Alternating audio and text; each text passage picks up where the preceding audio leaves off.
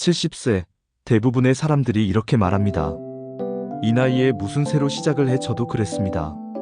하지만 그날 이후 제 인생은 완전히 달라졌습니다. 저는 평생 일만 하며 살아왔습니다.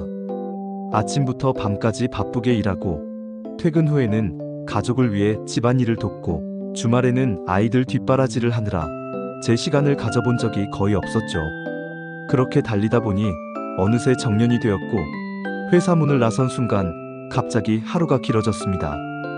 처음엔 이제 좀 쉬어야지 싶었지만 하루 이틀이 지나자 이상한 공허함이 몰려왔습니다.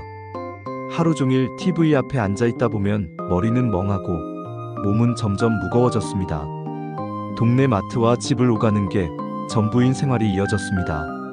친구들도 하나둘 세상을 떠나거나 멀리 이사가고 자식들도 각자 바쁘다 보니 대화할 사람조차 거의 없었습니다. 그러던 어느 날 건강검진을 받으러 갔다가 의사 선생님께 이런 얘기를 들었습니다. 지금부터라도 꾸준히 움직이셔야 합니다. 안 그러면 더 힘들어집니다. 그때 마음속에 작은 경고등이 켜졌습니다. 이대로 늙으면 안 되겠다. 운동이라도 하려고 집 근처 공원을 걸었는데 우연히 어떤 분이 꽃사진을 찍고 계셨습니다. 나이 지긋한 분이었는데 찍은 사진을 보여주시는데 깜짝 놀랐습니다. 마치 그림 같았거든요. 색감도 예쁘고 구도도 멋지고 무엇보다 그분의 표정이 너무 행복해 보였습니다. 저는 물었습니다. 저도 할 수 있을까요? 그분은 웃으며 대답했습니다. 그럼요. 지금이라도 시작하면 됩니다.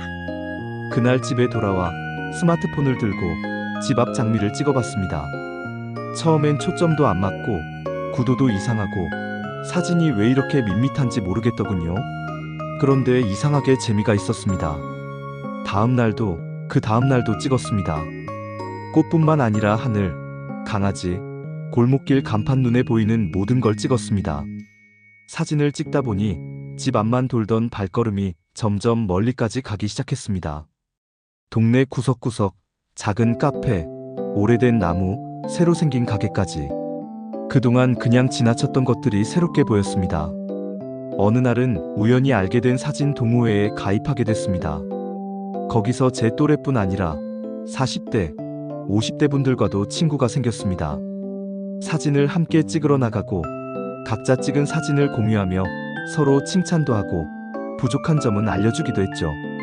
어느새 매주 한 번씩은 정기 모임을 가지게 되었고 동호회 사람들과 소규모 전시회에도 참여했습니다. 작은 카페 한쪽에 제 사진이 걸렸을 때 그 감격은 이루 말할 수 없었습니다.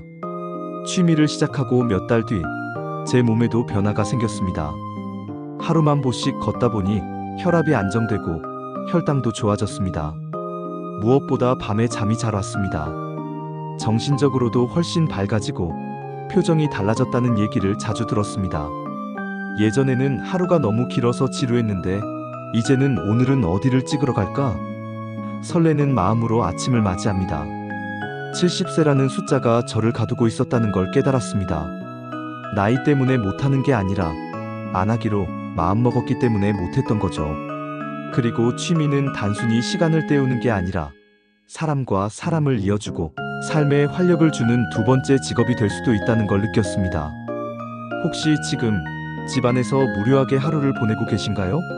몸이 안 따라줄까 걱정되나요? 저도 그랬습니다. 하지만 작은 카메라 하나가 제 삶을 다시 빛나게 만들었습니다. 꼭 사진이 아니어도 됩니다. 그림, 음악, 요리, 글쓰기 또는 작은 텃밭 가꾸기 중요한 건 오늘 시작하는 것입니다. 시작은 작아도 됩니다. 중요한 건 그 작은 시작이 내 마음에 불씨를 심어준다는 겁니다. 저는 70세에 시작한 첫 취미 덕분에 제 마음을 살리고 하루를 다시 켜는 법을 배웠습니다. 그리고 이 이야기가 혹시 당신에게도 작은 용기가 되길 바랍니다. 오늘이 당신 인생의 첫날이 될 수도 있으니까요. 이 영상이 마음에 닿았다면 구독과 좋아요, 그리고 오늘부터 시작할 취미를 댓글로 남겨주세요. 당신의 새로운 이야기를 응원하겠습니다.